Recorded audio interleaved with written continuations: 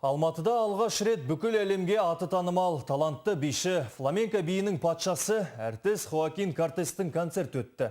Біздің тілшілер оның Гитана атты концерттік бағдарламасының премьерасында болып қайтты.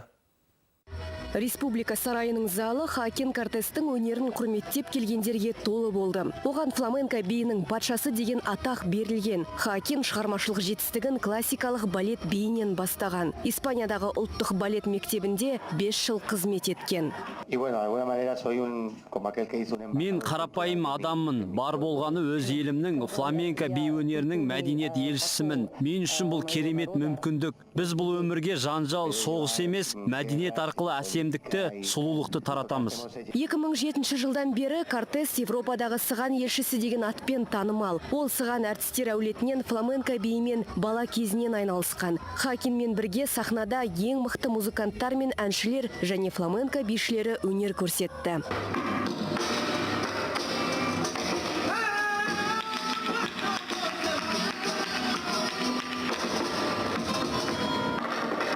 Әртістің айтуынша фламенко әні мен биі оның өмірде басынан өткен кездерді айқындайды. Осы жолғы концертінің басты ерекшелігі ол музыканың әртүрлі жанрына негіздепті.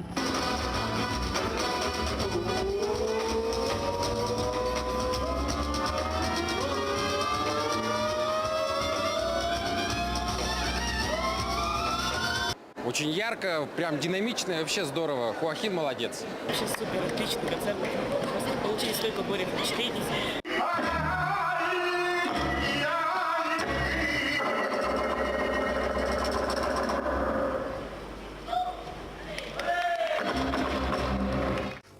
Фламенко биі өте әдемі би болғанымен өте экстремалды болып есептеледі. Мына фламенкоға арналған классикалық аяқ киім. Оның арнайы өкшесі бар. Бір қызығы өкшесі түгелдей шегеден жасалған.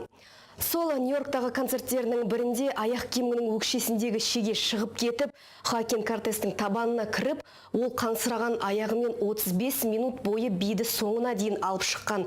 Тіпті залдағы 7000-ға жуық халық оны байқамай да қалған. Мұны нағыз өнер үшін жанын беретін нағыз батылдық деп есептеуге болады. Жұлдыз Әбдіхалықова, Юрий Проводин, Таң телеарнасы үшін.